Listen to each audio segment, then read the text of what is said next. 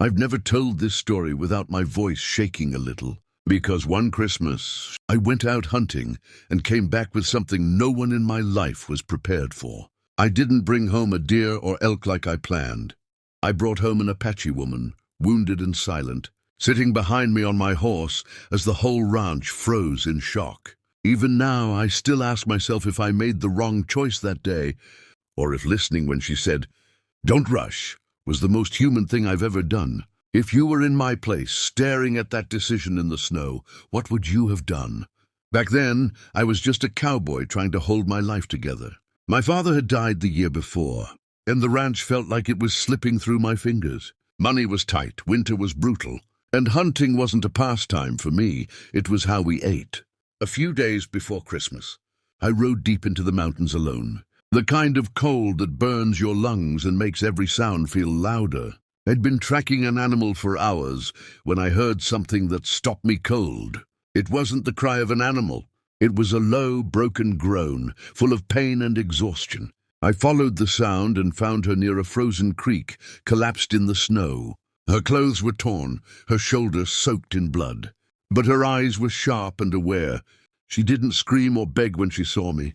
She just watched me carefully, like she already knew I was dangerous. My hand went to my rifle out of pure instinct, because that's how I'd been raised, to be cautious, to be ready. That's when she spoke, calm and steady despite the pain. "Don't rush," she said. Those two words hit me harder than the cold. Leaving her there would have been easy.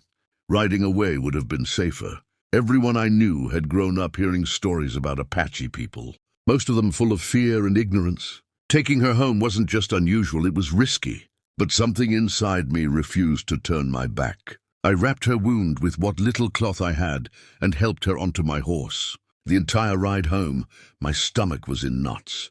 I wasn't scared of her. I was scared of what everyone else would say. When we reached the ranch, my brother stepped outside first, and the look on his face told me everything. My mother followed, her eyes wide, her mouth slightly open. No one asked if the woman was hurt. No one asked what happened. The silence was heavy and judgmental. I laid her near the fire and she finally spoke more, telling us her name was Nalin. Her family had been scattered after soldiers, moved through their land. She'd been traveling alone, injured, trying to survive the winter. That night, whispers spread faster than the cold. Neighbors talked. Some said I was reckless. Others said I'd brought danger into our home right before Christmas. I barely slept, staring at the ceiling, wondering if compassion had just cost me everything I had left. I was torn between protecting my family and helping someone who clearly had nowhere else to go. So that was the position I found myself in, trapped between fear and conscience, tradition and humanity. Before I tell you what happened next, really think about it. If you were standing where I stood, with everyone watching and judging, would you have pushed her back into the snow to protect your reputation? Or would you have stayed the course and faced the consequences? The breaking point came on Christmas Eve. 3 men from town rode up to the ranch, armed and tense. They said they were there to take her away, claiming it was for everyone's safety. Nalin stood up on her own, still weak but unflinching, and looked straight at me. She didn't argue. She didn't plead. Her eyes said the decision was mine. My heart was pounding so hard I could hear it in my ears. But I stepped in front of her and told them no. I said that as long as she was under my roof, she was my responsibility. Voices rose, hands tightened on weapons. For a moment, I was sure violence would follow. Then my mother stepped forward. Her voice was quiet, but it cut through everything. She said Christmas was meant for mercy, not fear. That single sentence shifted the air. The men eventually turned away, angry and unsettled, but they left. Things didn't magically improve after that. Some neighbors avoided me. Business suffered. Life got harder before it got better. But Nalin healed.